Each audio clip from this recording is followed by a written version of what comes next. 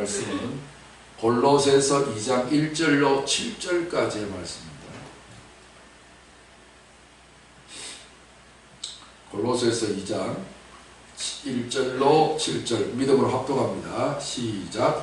내가 너희와 라오디게아에 있는 자들과 무릇 내 육신의 얼굴을 보지 못한 자들을 위하여 얼마나 힘쓰는지를 너희가 알기를 원하노니 이는 그들도 마음의 위안을 받고 사랑 안에서 연합하여 확실한 예의의 모든 통성함과 하나님의 비밀인 그리스도를 깨닫게 하려 함이니 그 안에는 지혜와 지식의 모든 보화가 감추어져 있느니라.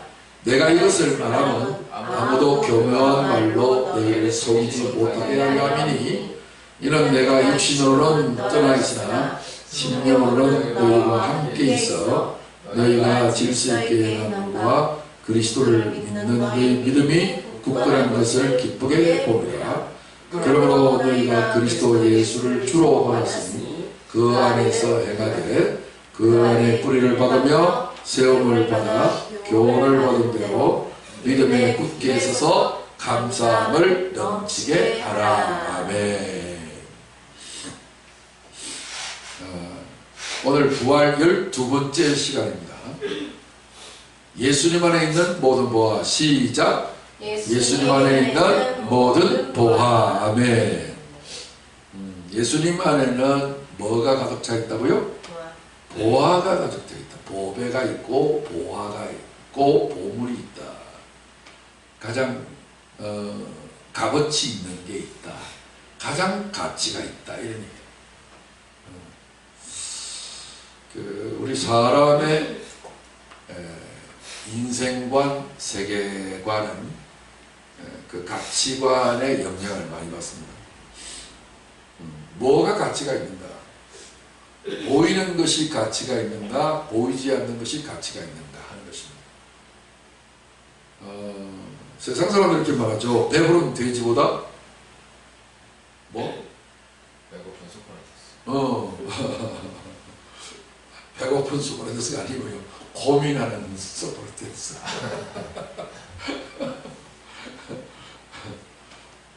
소크라테스가 배 안 고픕니다. 왜냐하면 그도 상당히 인기 있는 사람이 돼가지고 배고프게 살지는 않았습니다. 않았는데 그를 따르는 사람들이 많이 있을 정도니까 배가 고프지는 않은데 보통 유명한 사람이 아니에요. 그러니까 그 많은 사람들이 소크라테스 배고프게 내버려두지는 않습니다. 배는 안 고픈데 고민을 늘 했죠. 그래서 소크라테스 하면 현대는 아인슈타인하고 모양새가 좀 비슷할 것이다. 막 이렇게 생각할 수 있을 만큼 아인슈타인은 비누로만 감아요. 머리를 샴푸 안 씁니다. 전화번호도 자기 집 전화번호도 기억을 안 합니다. 이유는 머리가 나빠서가 아니라 IQ가 뭐 250 정도 되는 사람이 뭐 머리가 나쁘겠습니까? 그런데도 불구하고 이 뛰어난 머리를 가지고 한 군데 집중을 하려고 두 개를 안 해요. 그 사람이 유대인이기 때문에 하나님에 대한 신앙은 있어도 예수님에 대한 신앙은 없습니다. 근데 늘 하나님을 믿는 사람은 하나님 말씀만 믿기 때문에 다른 걸 신경을 안 씁니다. 그게 좋으냐 나쁘냐 성공하냐 실패하냐 별로 의미가 없습니다. 중요한 것은 하나님 말씀대로 했냐 안 했냐 믿었냐 안 믿느냐의 의미만 있을 뿐입니다. 그죠? 그러니까 의인은 뭘로 말미암아 살리라? 믿음으로만 살리라. 믿음이 두 개요? 이것도 믿고 저것도 믿고 아니죠? 믿음은 딱 하나예요. 믿음은 주님과 연합하는 것밖에 없습니다. 그러니까 주님이 가장 가치 있는 이 가치관의 전도 바뀌어지지 않으면 신앙생활이 안 됩니다. 내 생명보다 귀한 것이 뭐요? 주님이어야 해요. 왜요? 내가 내 자신이 주님보다 귀하게 되면 내가 죽으면 끝이 나버려요. 근데 내가 주님이 내 생명도 귀하면 내가 죽어도 주님으로 말미암아 다시 살아요. 오, 또 대박. 그리고 내가 중요해요? 주님이 중요해요? 두말하면 순간보다. 맞지요? 계산머리 잘 돌려봐요. 어차피 우리는 삶을 다하면 죽음을 가져온단 말이에요. 죽음과 삶을 두 개를 하나로 통일하신 분은 예수님 한 분밖에 없어요. 그거를 부활이라고 해요. 부활의 의미는 먼저 이미 전에 한번 죽었다는 의미가 전제되어 있죠. 그래야 다시 구자에 살활자, 다시 살아나는 거겠지. 맞죠? 그러니까 부활 속에 십자가의 죽음이 들어가 있어요. 영원한 죽음이 십자가 하나밖에 없어요. 사람의 죽음은 영원한 죽음 아닙니다. 사람은 육체는 죽어도 영혼은 지옥에 가고 못 죽어요. 죽어야 끝이 날 건데, 인간은 육체는 끝이 나도, 일생은 끝이 나도 자기 영혼은 끝이 안 납니다. 아이고야, 이를 어쩌면 좋노. 모두를 끝내고 싶어. 없던 걸로 하자. 이러면 얼마나 좋겠어요. 근데 인간은 없던 걸로가 안 돼요. 자, 보통 사건이 아니네. 그렇죠. 그래서 어찌든지 저승보다도 이성이 낫다. 그래서 한번 살아보려고 하는데 그게 한계가 있단 말이지. 근데 예수님을 믿으면, 그죠? 내가 실패를 해도 죽어도 보험이 있잖아. 보험. 영원한 보험. 그래서 사람이 돈이 좀 들어도 보험을 들려고 하는 이유가 뭐예요? 왜 국가적으로 건강보험을 들죠? 건강보험공단. 그죠? 돈 많은 사람들은 의료보험비를 많이 내는 것 같은데. 이야, 참. 그 좀 아깝다 생각이 좀 들 것 같아요. 재산이 많고 하는 사람들. 그만큼 우리의 가치관이 예수님에게 있는 사람은 지혜로운 사람이다. 인간은 어쩔 수 없이 생로병사의 과정을 거치게 되니까 예수님 믿으면 그 모든 것에 대한 보상을 받거든. 그래서 한경재 목사님이 나이가 많아서 은퇴하고 난 다음에 총회장 목사님들을 다 대표 목사님들 다 모아놓고 마지막 고별사를 했어요. 뭐라고 했냐면, 뭐라 했을까요? 그 총회장 목사님한테, 신학교 갓 졸업한 목사님이 아니고 대단한 총회장 목사님한테 뭐라고 했을까? 예수 잘 믿으세요.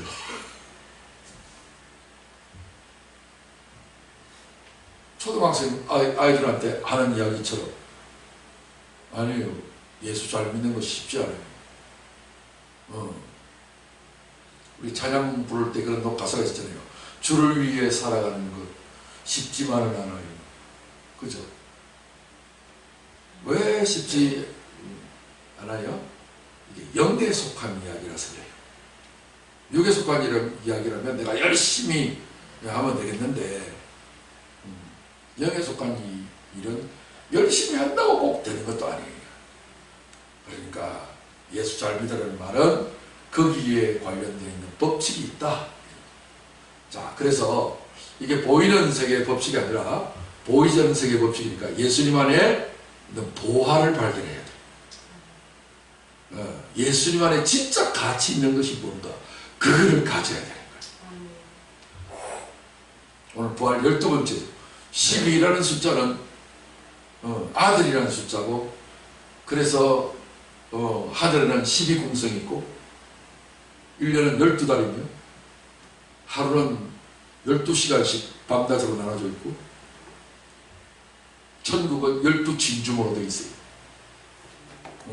족속은 12지파로 되어 있고 제자들은 12제자로 되어 있어요.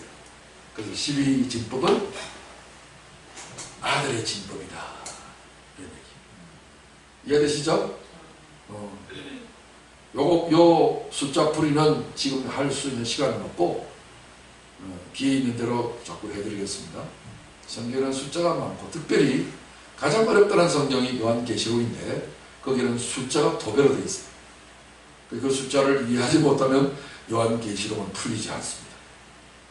기본적으로 숫자에 대한 성경에서 가르치는 영적 의미를 여러분 기본적으로 배워놓고 있으면 도움이 많이 됩니다. 자, 부활 12번째 시간, 예수님 안에 있는 모든 보화, 가장 값비싼 것을 아들한테 주려고 하나님은 이렇게 예배해 놓으신 거예요. 그래서 하나님 나라의 그 성도 12진주문으로 되어 있다, 이렇게 되어 있어요.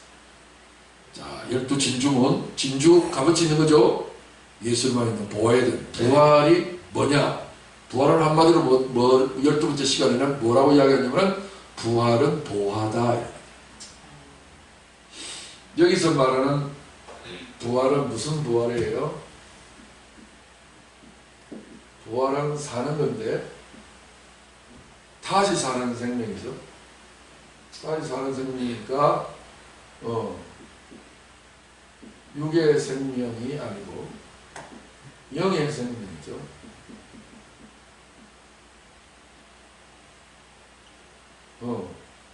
영생이 가장 가치 있는 보화다. 영적인 생명, 이게 보화다. 보화라는 말은 뭐예요? 가장 값어치 있는 것이다.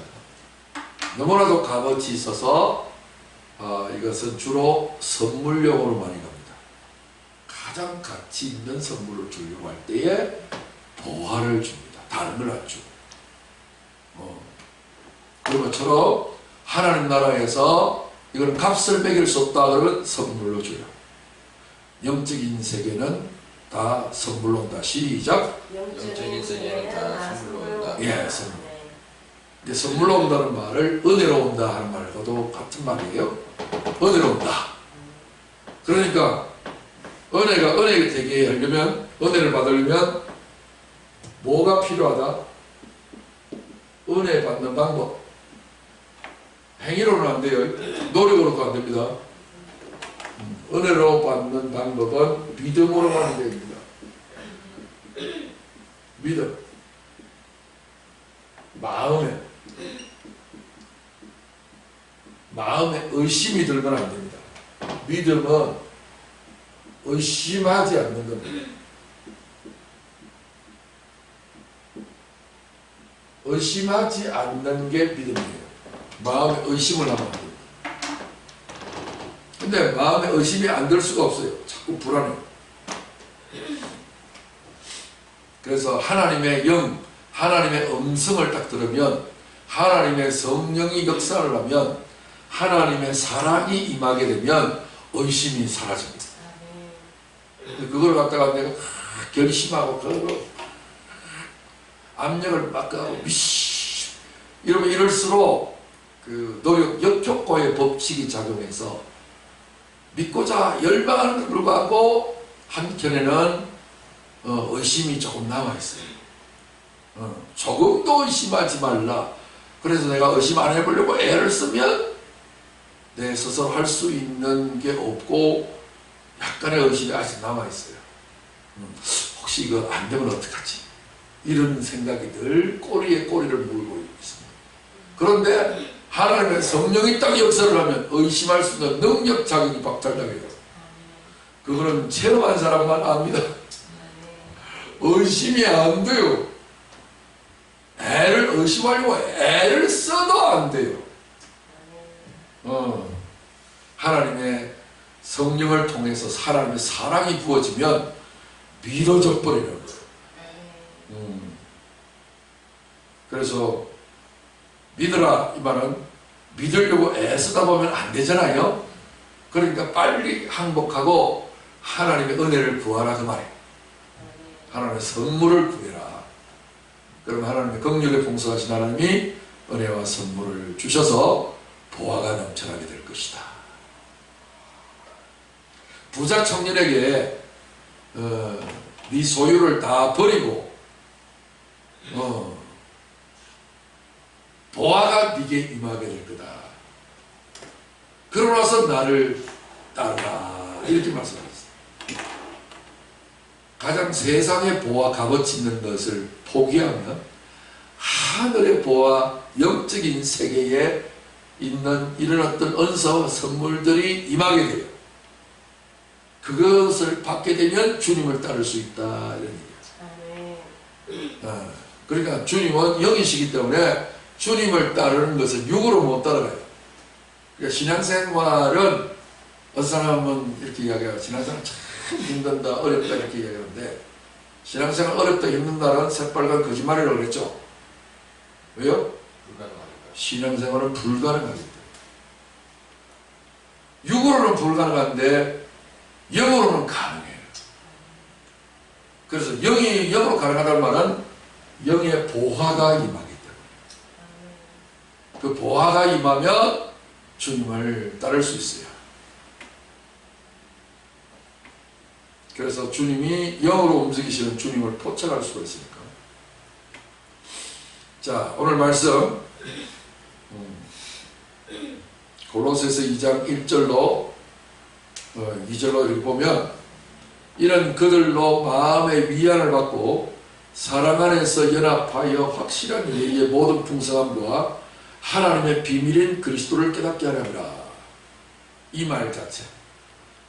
그리스도는 누구라고? 하나님의 비밀이다. 하나님의 비밀인 그리스도. 그쵸? 이거는 한정적 용법으로 표현을 했어요.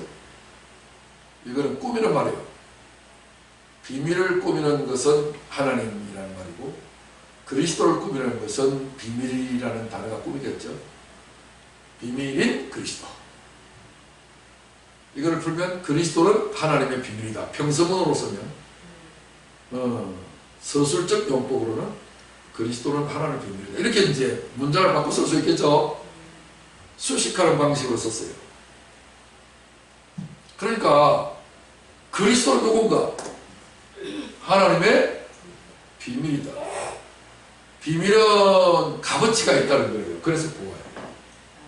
1급 비밀, 특급 비밀. 비밀은 감추는 것이 생명이야. 공개되어 있으면 비밀 아니에요. 값어치 없는 것은 다 널브러져 있어요. 짱돌은 거리에 널브러져 있어요. 근데 이제 보석은요, 절대로 거리에 널브러져 있지 않아요. 땅속 깊이 감춰져 있지. 그래서 그리스도의 비밀을 딱 가지는 사람은 보화를 가진 사람. 근데 그리스도는 어떤 주님이시냐? 부활의 주님이시다. 다시 살아나시는 분이시다. 세상 사람들이 그것을 아무도 몰랐죠. 주님이 다시 사신다는 것. 제자들도 몰랐어요. 자, 보세요. 3절에. 자, 여기가 핵심 구절이죠. 그 안에는, 예수님 그리스도 안에는 지혜와 지식의 모든 보화가 감춰져 있다. 보화는 보화인데 무슨 보화? 지혜와 지식. 다이아몬드, 금덩어리, 은덩어리 그런 어떤 보화가 아니고 물질 보화가 아니고 지혜와 지식의 보화가 있다.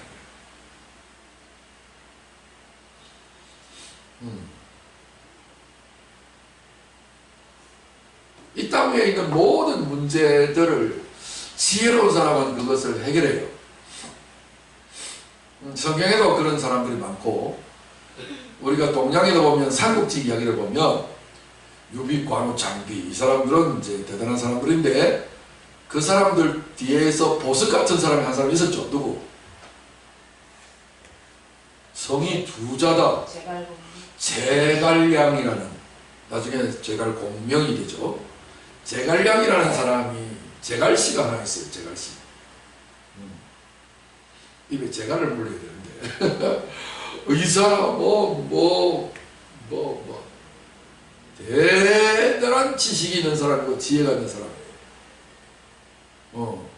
그래가지고 유비의 1만 명, 손권의 3만 군대가 합치면 4만 명 병력밖에 없어요. 근데 조조는 몇 명? 80만 명. 80만 대군대 4만 명의 군대가 격돌을 하면 안 되겠죠. 20대 1이니까. 그랬는데 그렇게 맞붙은 게 아니라 제갈량의 지혜 하나로 80만 대군을 이끌어왔던 이 조조는 박살이 납니다. 그거를 이른바 적벽대전이라 해서 중국에서 그 영화를 만들어 가지고 1편, 2편으로 나눠서 그 대작을 촬영을 했었어요. 저는 1편, 2편 두 개를 다 봤습니다. 참 스케일이 방대해요. 그런데 이들은 이제 무기도 없는 거예요. 화살도 없어. 저걸 쏘려고 하니까 화살도 없어. 제갈량이 이럽니다. 내일 이맘때쯤 돼서 화살 10만 개를 준비해 오겠습니다. 어디서? 그랬는데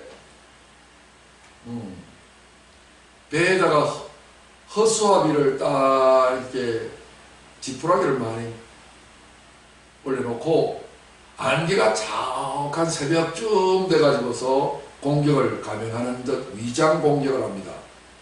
그러니까 어려운부단데 희미하게 적선들이 움직이는 것을 조조 군대가 알고 화살을 저기다 와서 공격하라 해서 화살을 팍 쏘았어요. 쏘았는데 병사는 앞에 노젓는 병사 하나 숨어가 있고 아무도 없어요. 그래가지고 공격하라 해서 화살을 탁 했는데 지푸라기는 너무 꼽히잖아요. 다시 후퇴해갖고 지푸라기에 집단에 대고 꼽혀있는 화살을 다 뽑아보니 10만 발이 되고 그거 가지고 적의 화살을 유인작전 위장전술로 해가지고서 딱 이게 유비한테 갖다 바친 거예요. 그런 방식으로 지혜를 쓰는 거예요. 그러니까 대단한 권력을 가지고 있는 조조의 80만 대군이 너의 목을 벗은 거예요. 그리고 화살을 준비했다가 바람이 이쪽으로 불고 있었는데 그 다음에 날이 딱 바뀌는 순간에 반대 방향으로 불기 시작합니다. 그렇죠? 그래가지고 불을 붙여가지고 화살을 쏘니 불이 함대 쪽으로 가서 불이 붙으니 그 바람의 영향력으로 얼마나 불이 거세게 붙는지 옆에 있는 배들까지라도 다 불이 붙는 거예요. 그러니 불끈이라고 제대로 싸우지도 못하고 망신살만 펼치고 조조가 후퇴 병사들만 그냥 수없이 많이 죽었다.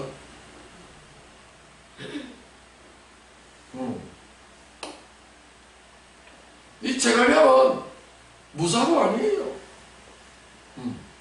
관우 장배 같은 그런 어떤 위대한 용장도 아니에요. 그냥 사람이 선비처럼 생겼는데 지혜 하나는 이런 대장수보다도 낫다. 심지어 유비가 거기에 왕인데 왕이 제갈량의 지혜 충고 안 듣다가 또 창피를 얼마나 많이 당했는지 그래가지고 다시는 제갈량 충고를 무시하면 안 되겠다. 이걸 뭐라고 한다? 도하라. 이걸 얻으세요. 부활하신 주님이 우리 속에 계세요. 영적인 지혜, 그것은 받는 거예요. 그거는 신의 지혜예요. 귀신도 울고 갈 수 있을 만한 지혜예요. 성경에 그것으로 가득 차 있어요. 구하는 자에게 은혜로 하나님이 선물로 주겠대요. 그러니까 이게 어디 있냐? 그리스도 예수 안에 있대요. 여러분들이 저 북한산이나 저 어떤 남한산이나 이 세상에 많은 어떤 산 속에 그런 보화가 가득 차 있다 그러면 그럼 정보를 몰라서 그렇지 캐러 안 갈 겁니까? 가겠죠? 폐광으로 돼 있는데 갑자기 그냥 다시 그 광산을 새로운 기술 가지고 탐지를 해봤더니 어마어마한 금이 한 500조 정도의 금이 묻혀있대요. 한국에. 그 지금 파기 시작한다. 다 팠다 하고서 버려놓은 폐광이었는데 그 당시 기술로는 일제시대의 기술로는 그 더 밑에 감춰져 있는 금덩어리를 발견이 안 됐어요. 그래서 위에 있는 금덩어리만 파고서 폐광시켰는데 지금은 더 깊이 묻혀져 있는 데까지 감지할 수 있는 이 레이더 이런 어떤 그 양자 기술이라는 이런 것들을 발달시켜가지고 그거를 탐지해내는 거예요. 석유, 식주, 탐사선 그런 거 있죠? 그런 것들도 마찬가지예요. 이야, 대단하다. 그죠? 그래가지고 탐지를 했더니 좀 더 깊이 들어가 보니까 한 500조 정도. 우리나라가 한 600조, 1년 예산이 600조거든요. 거의 뭐 1년 예산에 맞먹을 만큼의 금덩어리가 보화가 숨겨져 있는 거예요. 우리의 가치관이 보이는 것이 아니라 보이지 않는 지혜. 이게 여기에 더둬야 한다 이 말이에요. 우리 한국 사람은 전 세계 교육열이 아주 높아요. 그죠? 아니 돈이 최고면 교육을 왜 배워요? 돈부터 나가서 벌어야지. 그런데 왜 교육을 열심히 해요?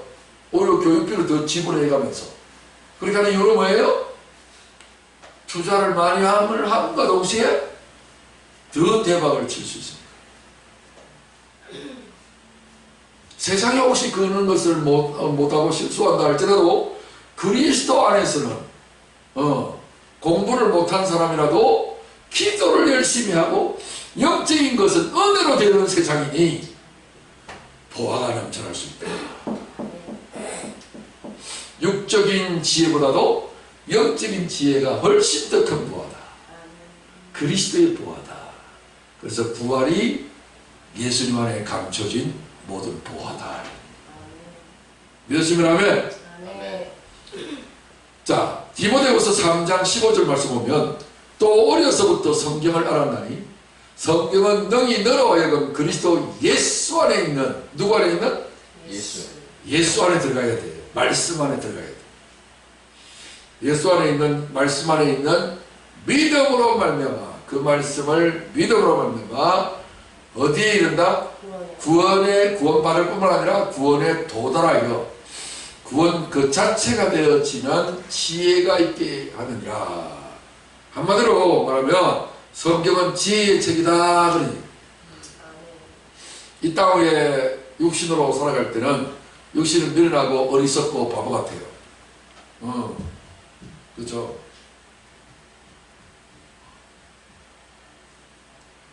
그 옛날에 아주 오랜 옛날에 내가 아주 어렸을 때에 수십 년 전에 유행했던 그 유행가 중에 가사가 이런 내용이었어요. 사랑을 할 땐 누구나 바보가 되지요. 그것도 모르는 그 사내 정말 바보이.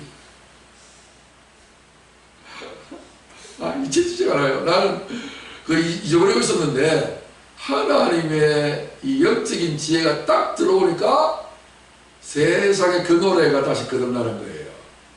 사랑을 할 때 누구나 뭐가 된다? 바보가 돼야 돼요. 그 머리를 잘 돌리는 사람은 사랑해야 한대요. 왜? 사랑은 영육간에 희생하는 거거든요. 손해를 보는 거거든요. 자기를 잃어버리는 거예요. 어떤 좀 덜 떨어진 애가 동네 아이들이 걔를 놀리고 있었어요. 그러니까 100원짜리를 이렇게 뭐 이거 얼마짜리 게 이러면 500원 그러는 거예요. 그래? 하고서 주는 거야. 그러면서 아이들이 이 100원짜리를 가지고 500원이래. 그러니까 낄낄대고 막 웃고 놀리고 있는 거예요.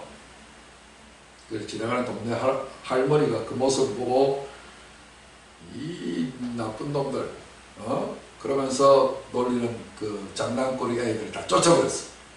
이 바보로 소문이 나 있는 그 애한테 물어봤어. 야, 너 정말 500원짜리하고 100원짜리 구분도 못하냐? 할머니 저 알아요. 그러는 거야. 그 정도는 이제 바보는 아니야.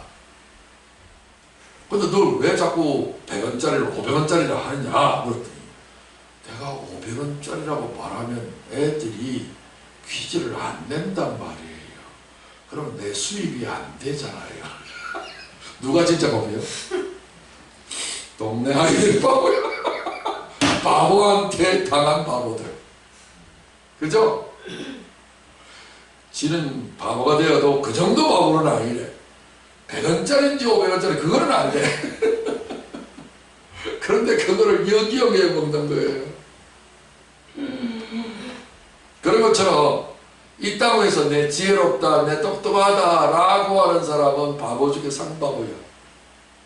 하나님 나라의 법칙을 모르고 있기 때문에 세상에 있는 법칙의 기준에서 볼 때에 그 사람은 지혜로울 수 있어요. 지식도 있을 수 있어요. 그런 사람은 대접을 받고 대우를 받아요, 사실은. 그런데 진짜는 뭐예요? 그 위에 뛰는 놈 위에 나는 분이 계시죠? 하늘의 지혜가 그보다 더 높다. 제가 글을 썼는데 읽어보셨습니까? 그리스도인의 3대 대첩이라고. 이순신의 3대 대첩 있죠? 한산 대첩, 노량 대첩, 그 다음에 노량 대첩, 명량 대첩, 그렇죠? 그랬는데 노량이나 한산 대첩은 군대 수가 많아요. 근데 노량 대첩할 때는 노량에서의 전쟁은 배가 12척밖에 없고 적의 함선은 300척이 넘는단 말이에요. 그러니 게임이 안 돼. 다들 포기하자고 했어요. 그래서 임금님 선조도 해군은 폐지하고 육군에 합류하라고 어명을 내릴 수 있는 그 정도 수준이었어요. 왜냐하면 부산포로 진격하라. 그런데 이순신은 진격하면 안 됩니다. 왕의 어명을 어기려서 옥살이 감옥살이를 했어요. 고문을 받고. 그 대신에 원균이 부산 진포로를 가서 왜군하고 붙었는데 박살나서 12척 딱 남았거든요. 그런 상황 가운데서 명량해전을 유인작전을 해서 울돌목에서 또 박살을 내요. 그러면서 이순신도 도무지 대책이 안 서는 거예요. 그러면서 마지막 아들이 아버지한테 묻습니다. 아버지 이번에 전쟁에는 확신하셨습니까? 확신하지 못했다. 승리할 것이라는 확신을 못했다. 그런데 어찌 하셨습니까? 했더니 천운이다.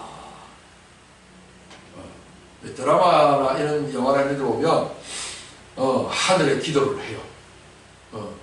물론 뭐 우리가 믿는 하나님은 아니지만 뭔가 본능적으로 알고 있는 하늘, 천지 신명이시 이러면서 기도를 해요. 방법이 없으니까.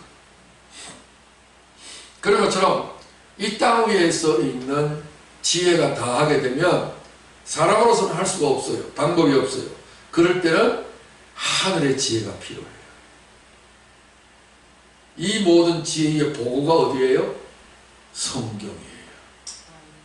그래서 저는 이제 성경을 전체를 다 섭렵하려고 지금 준비를 하고 있는 중에 있는데, 성경에 있는 부분들이 그냥 글자로 보면 안 됩니다.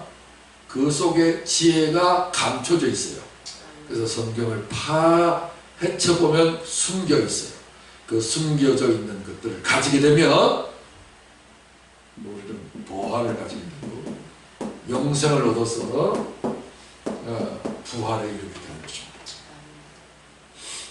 고린도후서 4장 7절 말씀해 보시면 우리가 이 보배를 질그릇에 가졌으니, 성은 이시고 이름은 보배. 그런 아이들이 많아요. 이 보배. 이 보배를 질그릇에 가졌다. 우리 사람을 질그릇에 비유했고, 이 보배는 예수 그리스도 진리고 말씀이에요. 이런 힘이 큰 능력은 하나님께 있고 우리에게 있지 아니함을 알게 하려 합니다. 그러므로 우리 겉사람보다 우리 속사람을 더 귀하게 여기야 한단 말이에요. 이 가치관이 이렇게 딱 돌아가면요, 하나님의 말씀과 은혜와 깨달음에 목숨을 바칠 거예요.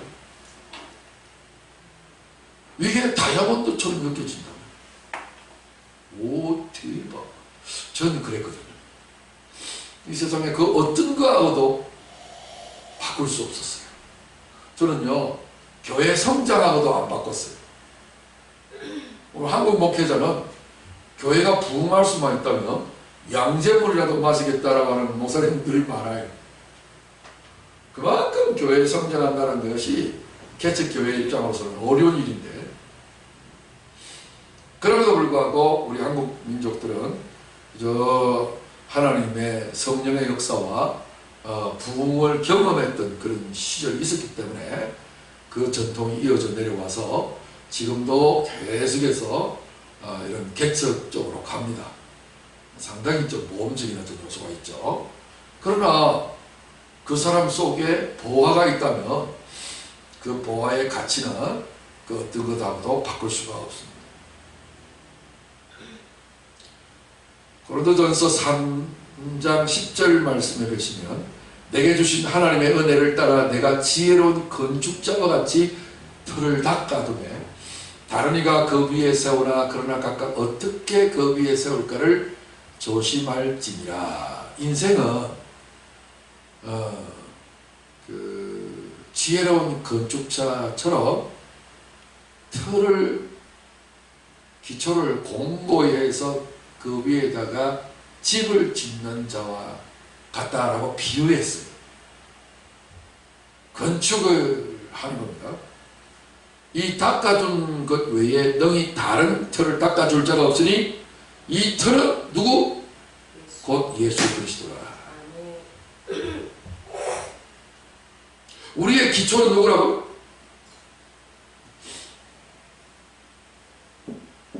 부활하신 예수 그리스도예요. 예수는 십자가의 의미고 그리스도는 부활의 의미예요. 십자가와 부활에 관련되어져 있는 지혜와 지식, 그게 가장 위대한 보화이다, 값어치다. 그거를 제대로 못 깨닫고 불분명하게 글자로만 이해하는 사람은 보화가 아니에요. 이 틀은 곧 예수 그리스도라. 예수 그리스도 모르는 사람 누가 있어요? 다 아는데 기쁘다고 좋으셨네 만백성만이라. 그래서 말씀한데도 교회 안 다니는 사람도 다 안다. 그런 것 말고 정말 영적으로 계시로 진리로 깨닫는 것이 중요하다는 거예요. 12절에 만일 누구든지 금이나 은이나 보석이나 나무나 풀이나 지프로 이렇게 했어요.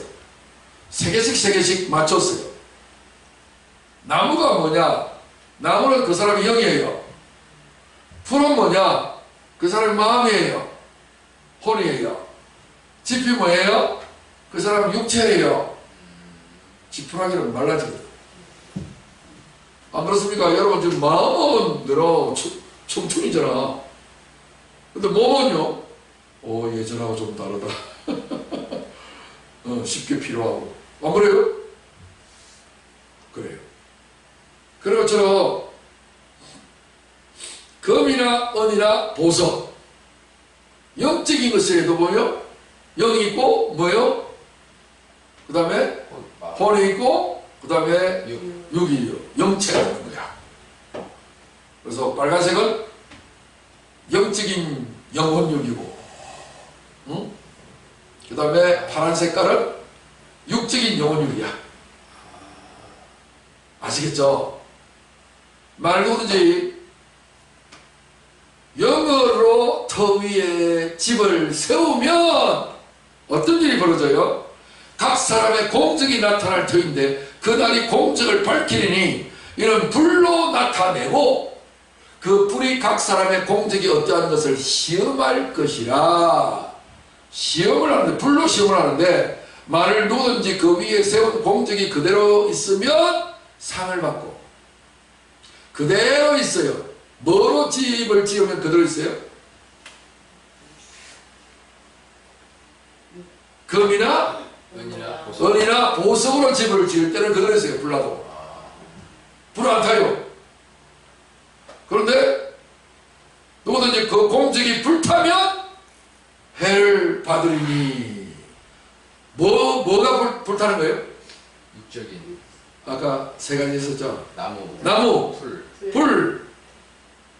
한 개 더. 지푸라기. 그죠? 불 잘 붙죠, 이거. 여러분은 신앙생활이요. 오늘 많은 사람들이 육을 위해서 신앙생활을 해. 목사님, 이번에 아이가 서울대학에 입학할 수 있도록 기도 좀 해주세요. 이번에 이사를 갔는데 그 집에서 참 복을 많이 받게 기도해 주세요.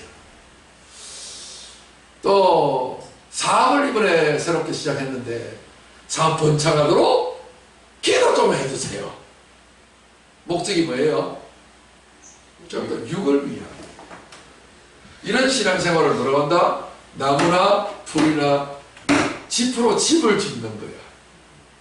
그래서 그 집을 잘 지어가지고 나 집 지었다 봐라 나 이렇게 복 많이 받았잖아.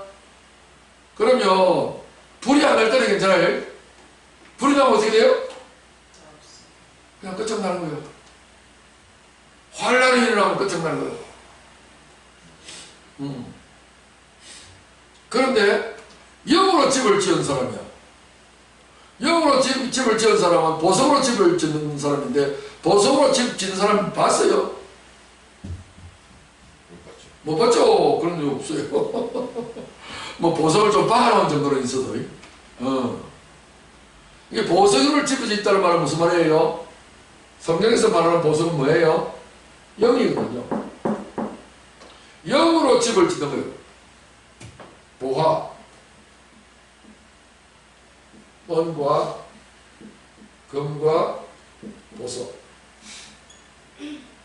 이 부분에 대해서는 전부 다 뭐를 의미해요? 영을 의미해요.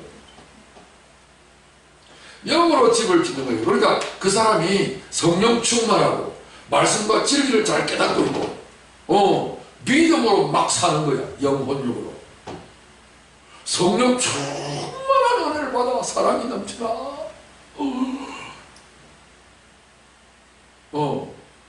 육적으로는 그렇게 뭐 잘 사는 것도 아닌 것 같은데 혼자서 그냥 막 성령 충만해. 그리고 놀라운 어떤 말씀의 진리를 깨달아. 깨닫고 그냥 은혜 충만해. 도는 걸 뭐 많지는 않아. 그리고 그 믿음대로 막 살아. 다른 사람들 도와주고 하나님 없는 교회를 돌보고 막 선교도 힘쓰고 막 이렇게 사는 거예요. 그러니까 영혼육이 아주 보이지 아니하는 금, 은, 보석으로 살아. 세상 사람들은 금, 은, 보석을 보이지 않기 때문에 쓸데없는 것이라고 이야기를 해요. 그런데 이 사람 눈에는 그게 값어치 있게 보여. 제일 값어치가 있어. 그래서 그렇게 사는 자들에게는 별로 세상 사람들 볼 때에 존경스럽지 않게 보일지 모르지만 뭐가 일어나냐면 불이 붙어요. 불이 붙어 그 공력을 시험하게 딱 되어지게 될 때는 이 보석이나 금, 은은 불을 쐬면 쐴수록 소독이 잘 돼가지고 더 빛이 나요. 불이 안 타요. 하나님은 우리에게 이렇게 말씀합니다. 야고보서 1장 17절에 온갖 좋은 은사와 온전한 선물이 다 위로부터, 위가 어디예요? 하늘. 하늘이죠. 영계예요, 영계. 위가 저쪽 위가 아니야. 위는 어디가 위예요? 손가락 해봐요. 어디가 위요? 손가락을 해봐요. 여기가 위요.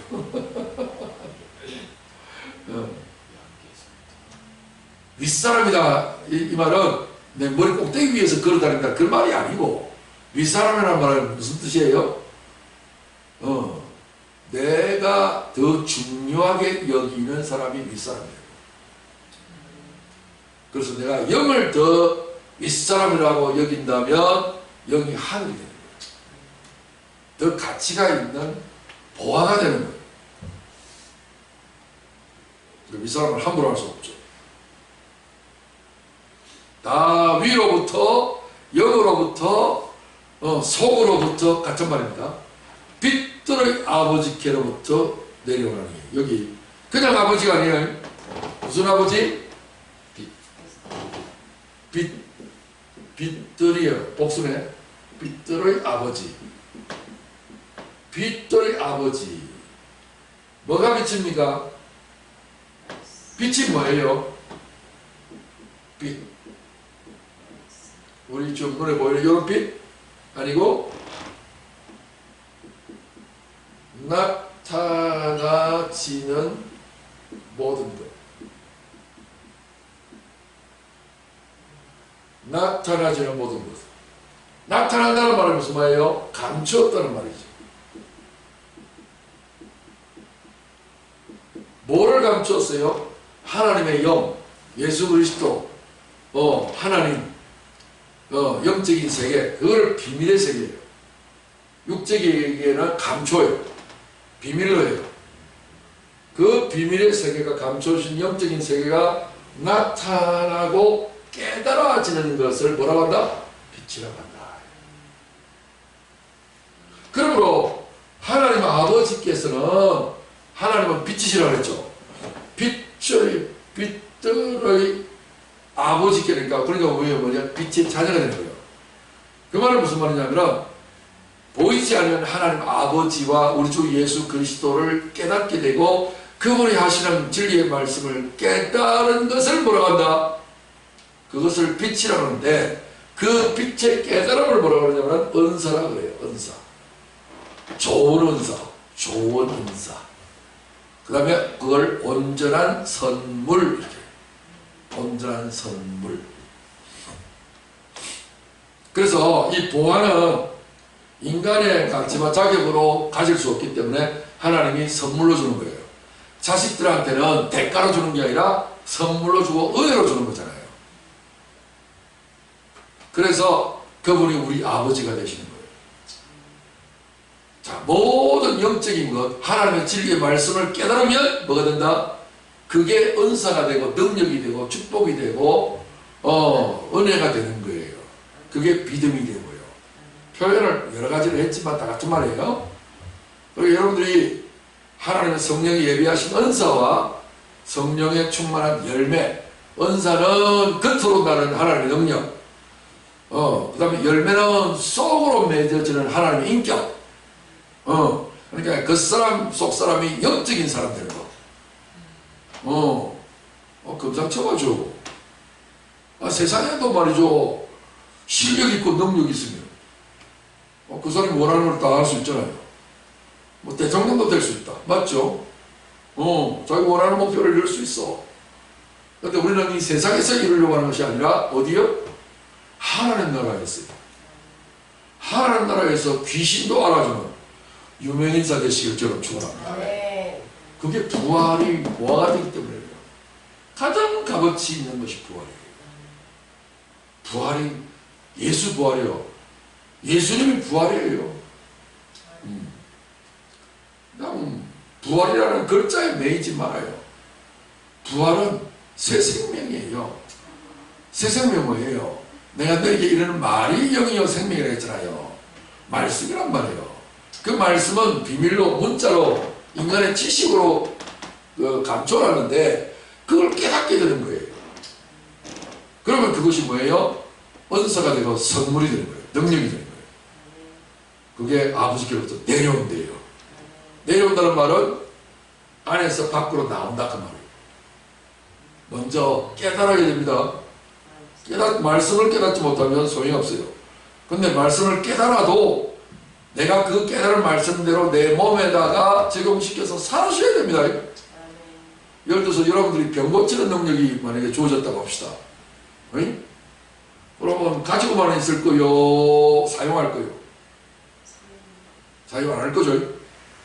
사용해야죠. 해야지. 맞죠? 그럼 내가 뭔가를 하나님의 진리를 하나 깨달았어. 그러면 끝나야 돼. 어떻게 해야 돼? 적용해야지. 어떻게 적용해야 돼? 다른 사람한테 옮겨줘야 돼. 그게 사용법이요.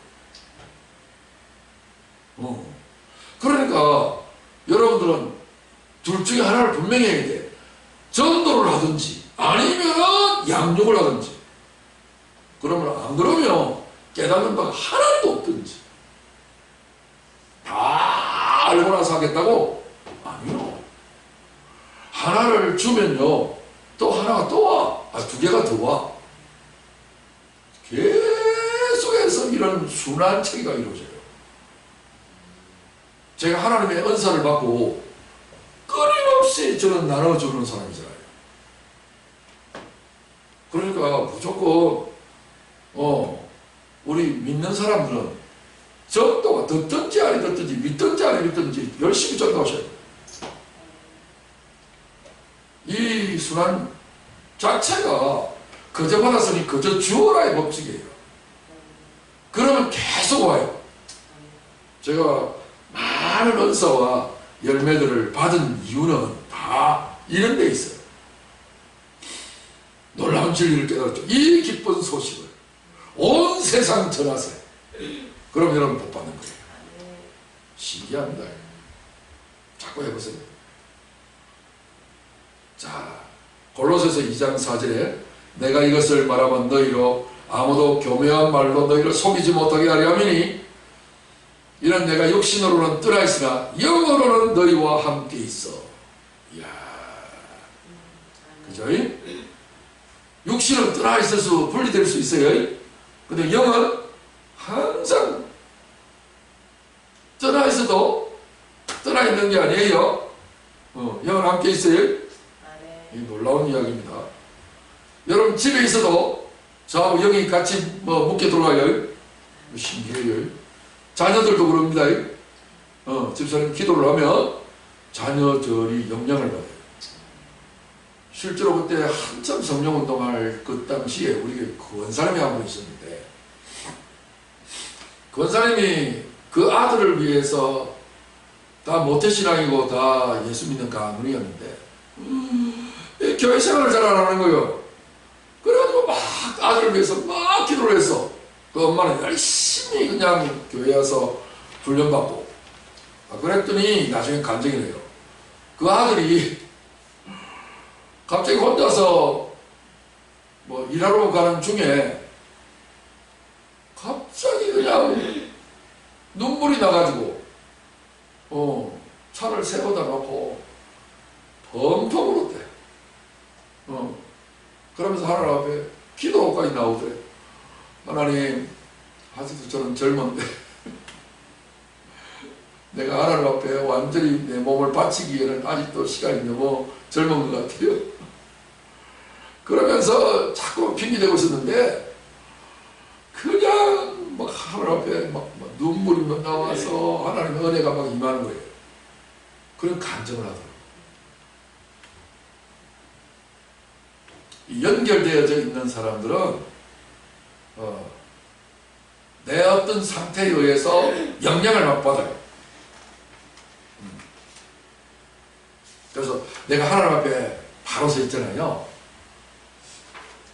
가난한 여자가 자기 딸이 흉악히 귀신 들렸는데 주님은 개취급했는데도 불구하고 주님 옳습니다.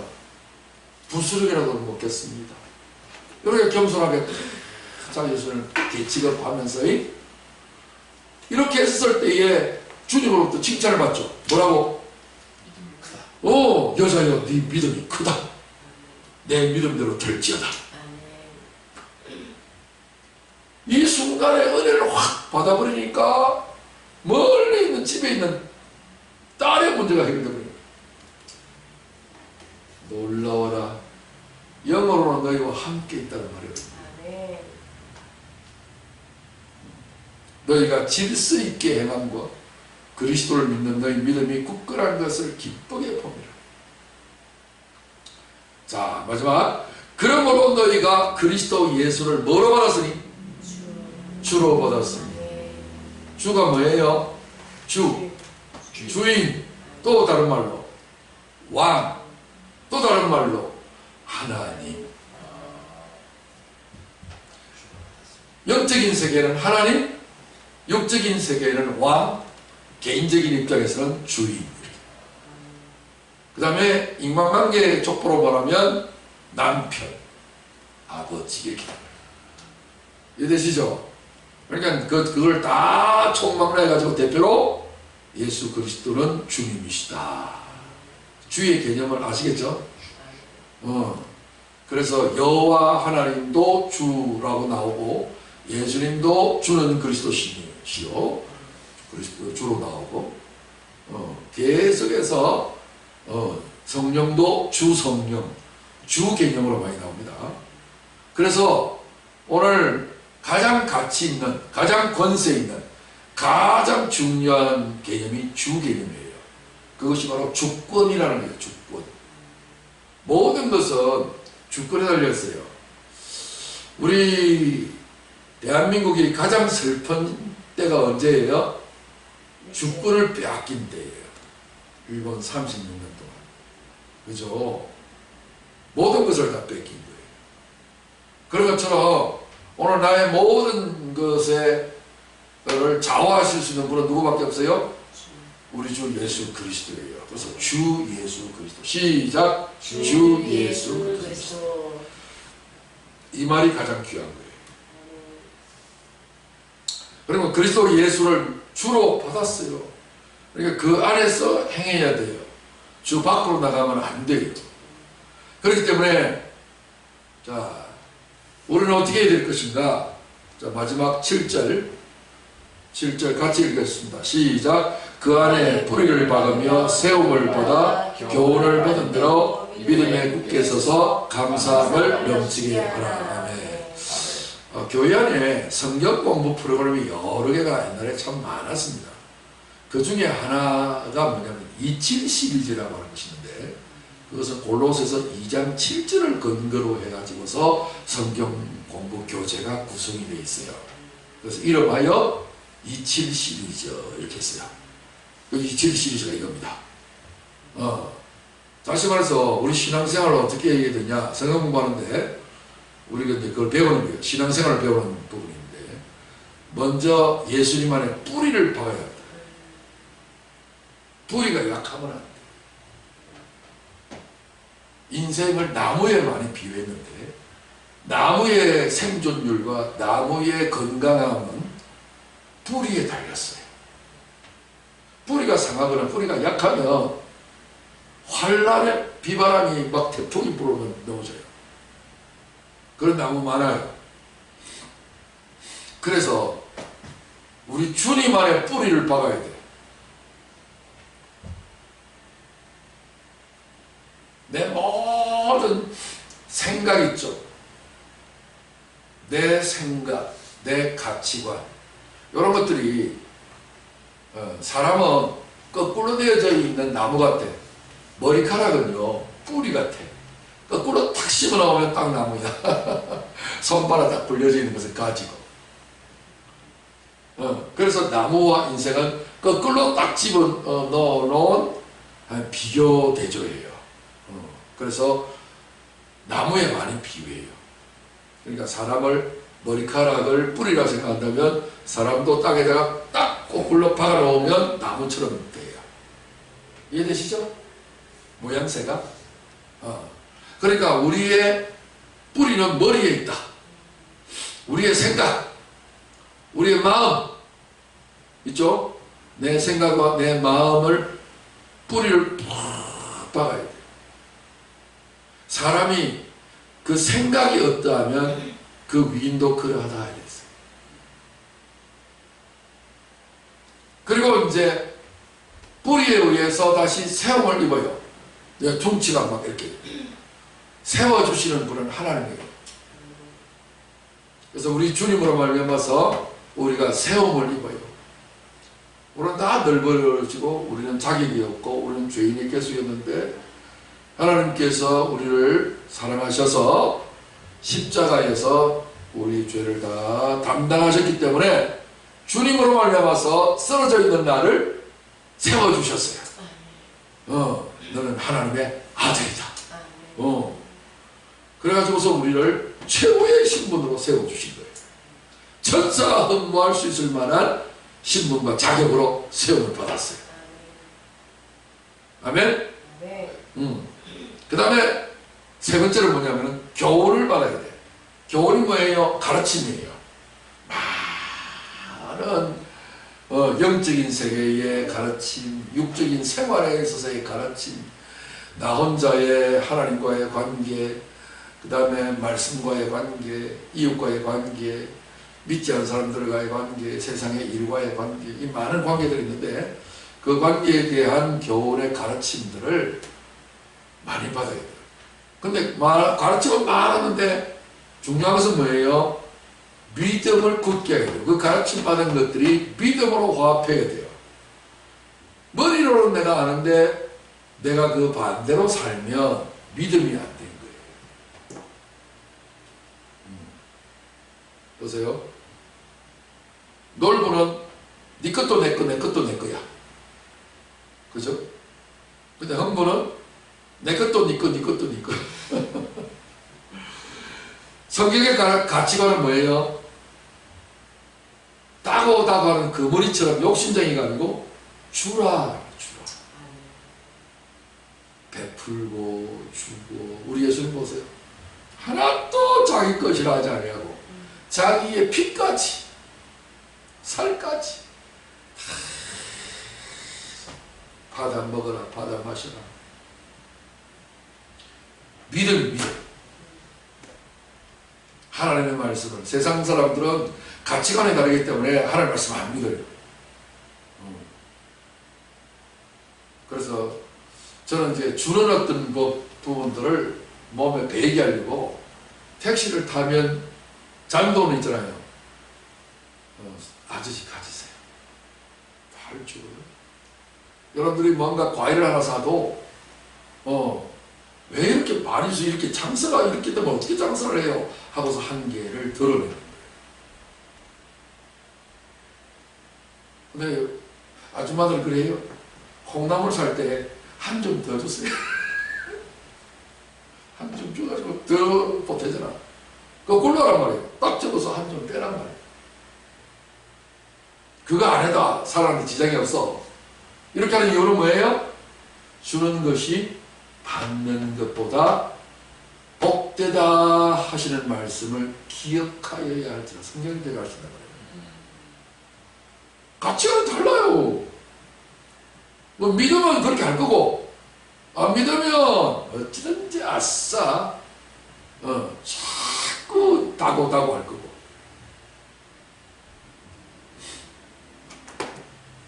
교훈을 받은 대로 깨달은 대로 믿음으로 화합하셔서 믿음대로 사셔야 돼요. 사시는 중에 가장 중요한 삶이 뭐예요? 감사하는 삶이에요. 어떤 불행이 오고 어떤 문제가 와도 감사함을 어떻게 해라? 넘치게. 예, 감사함을 넘치도록 하셔야 돼요. 적당히 하면 안 됩니다. 그래서 외국 사람들이 한국에 오면 한국말 잘 모르잖아요. 근데 한국말 중에서 뭐를 가장 빨리 배우려고 해요? 인사. 예, 그 사람은 입만 열면 땡큐. 안 하면 인간도 아니다. 이 취급을 해요. 그래서 우리는 감사합니다, 땡큐를 한국어로 어떻게 하느냐고 꼭 물어봐요. 기독교가 문화가 돼 있어요. 그죠? 우리는 좋은 일이 있을 때만 감사합니다라고 하지. 그죠? 그저 사람 안에서 좋아서 내 이웃이 되어 준 것만 해도 감사해야 돼. 여러분들이 이 다섯 가지를 꼭 기억하셔야 돼요. 이게 예수님 안에 있는 모든 보화예요. 그래서 빨간 것들만 기억하세요. 붓의 교미상, 붓의 교미감, 교미감 하지 말고 그냥 믿음만 해야 돼요. 믿음이거든. 믿음.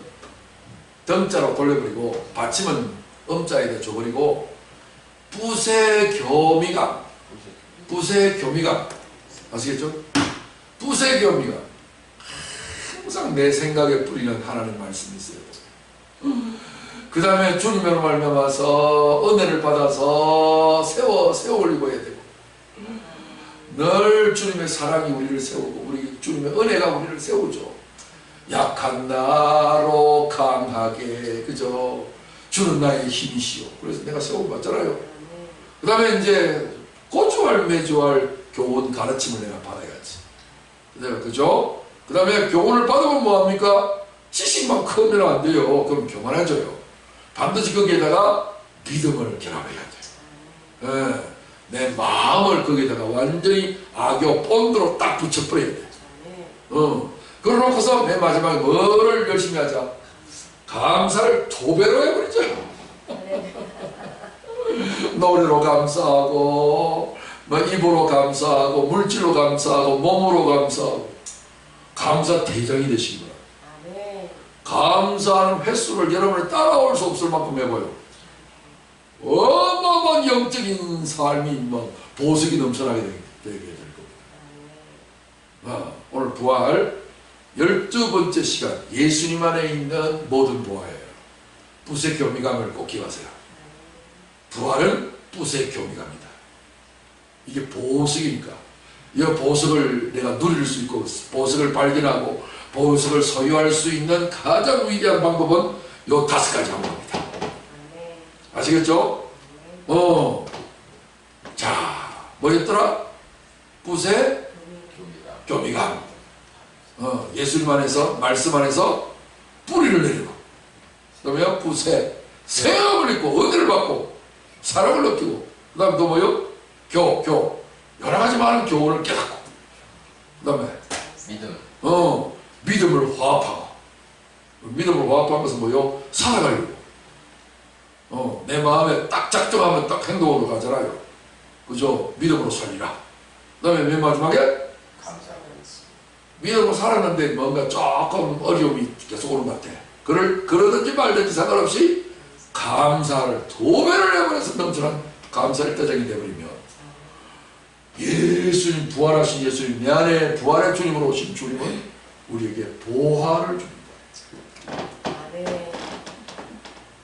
보석 같은 집사님, 보석 같은 아버지, 보석 같은 남편, 보석 같은 아내, 보석 같은 자식, 보석 같은 성도. 그래 된다 안 된다?